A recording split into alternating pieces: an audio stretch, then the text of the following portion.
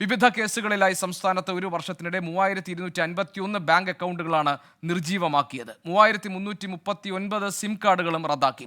ഉന്നത വിദ്യാഭ്യാസമുള്ളവരാണ് ഇരകളിൽ ഭൂരിഭാഗവും. A V Jaishankar തിരുവനന്തപുരത്ത് നിന്ന് വിവരങ്ങൾ നൽകാറുണ്ട്. ജയശങ്കർ, ഈ സൈബർ തട്ടിപ്പിൽ കോടിക്കണക്കിന് രൂപ നഷ്ടമാകുന്ന സാഹചര്യങ്ങൾ ഉണ്ടായിട്ടുണ്ട്.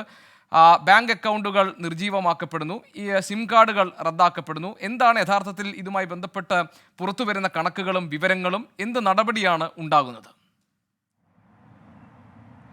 ഗോപികൃഷ്ണൻ, സംസ്ഥാനത്ത് സൈബർ തട്ടിപ്പുകളുടെ കണക്കെടുത്താൽ അത് വലിയ ഒരു കൂമ്പാരമായി മാറുന്ന ഒരു സാഹചര്യമാണ് നിലവിലുള്ളത്. 2023 200 കോടി രൂപയിലധികമാണ് സൈബർ തട്ടിപ്പിലൂടെ നഷ്ടമായതെന്നാണ് കണക്കുകൾ വ്യക്തമാക്കുന്നത്. 2024 കണക്കുകൾ ഇതുവരെ വന്നിട്ടില്ല. പക്ഷേ കഴിഞ്ഞ ഒരു വർഷത്തിനിടെ 3251 ബാങ്ക് അക്കൗണ്ടുകൾ ഈ വിവിധ സൈബർ തട്ടിപ്പ് പരാതികളുമായി ബന്ധപ്പെട്ട പോലീസ് മരവിപ്പിച്ചിട്ടുണ്ട്. ഒപ്പം തന്നെ 5175 ഫോണുകൾ പോലീസ് ബ്ലോക്ക് ചെയ്തു. 3339 സിം കാർഡുകളാണ് പോലീസ് ഇതിന്റെ ഭാഗമായി മരവിപ്പിച്ചത്.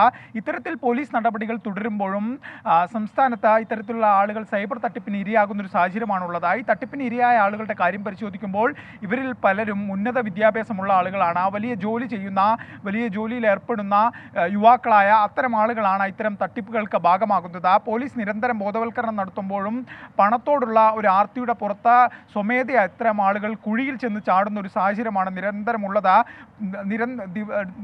ദിവസാടിസ്ഥാനത്തിൽ പോലീസിന് സംസ്ഥാനത്ത് ചുരുങ്ങിയത് 20ലധികം പരാതികൾ സൈബർ തട്ടിപ്പുമായി വിവിധ തരത്തിൽ ലഭിക്കുന്നു എന്നാണ് കണക്കുകൾ. പക്ഷേ 2024 സൈബർ തട്ടിപ്പുമായി ബന്ധപ്പെട്ട് രജിസ്റ്റർ ചെയ്ത കണക്കുകൾ പോലീസ് ഇതുവരെ പുറത്തുവിട്ടിട്ടില്ല. പക്ഷേ ഈ കണക്കുകൾ വരുമ്പോൾ വലിയ കേസിൻ്റെ അളവിൽ കഴിഞ്ഞ വർഷങ്ങളെക്കാൾ വലിയ തോതിൽ വർധന ഉണ്ടാകാനാണ് സാധ്യത എന്നാണ് മനസ്സിലാക്കുന്നത്. എന്തായാലും പോലീസ് വലിയ ജാഗ്രത പുലർത്തുമ്പോഴും നിർദ്ദേശം നൽകുമ്പോഴും ജനങ്ങൾ നിരന്തരം ഇത്തരം തട്ടിപ്പുകൾക്ക് വീഴുന്നു.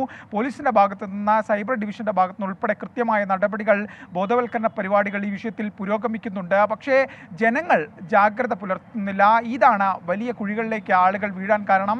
ലക്ഷക്കണക്കിന് രൂപയാണ് പലർക്കും നഷ്ടമാവുന്നത്. കഴിഞ്ഞ ദിവസമാണ് തിരുവനന്തപുരത്ത് 1/2 കോടിയോളം രൂപ നഷ്ടമായ വാർത്ത നമ്മൾ തന്നെ നൽകിയിരുന്നു.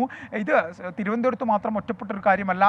വിവിധ ജില്ലകളിൽ, മറ്റ് 13 ജില്ലകളിലും സമാനമായ തട്ടിപ്പ് കേസുകൾ നിരന്തരം രജിസ്റ്റർ ചെയ്യപ്പെടുന്നുവെന്നാണ് ഈ സൈബർ രംഗത്തെ വിദഗ്ധരുൾപ്പെടെ പറയുന്നത്. ഇതിനുള്ള ഏക പോംവഴി നമ്മൾ ജാഗ്രത പാലിക്കുക എന്നാണ്. തട്ടിപ്പുകാർ പല രൂപത്തിൽ, പല സൈബർ തട്ടിപ്പിനെതിരെ ജാഗ്രതയോടുകൂടി നിലകൊള്ളണം എന്നത് മാത്രമാണ് ഇതിനുള്ള പോംവഴി. എ വി ജയശങ്കറാണ് തിരുവനന്തപുരത്ത് നിന്നും വിവരങ്ങൾ നൽകിയത്.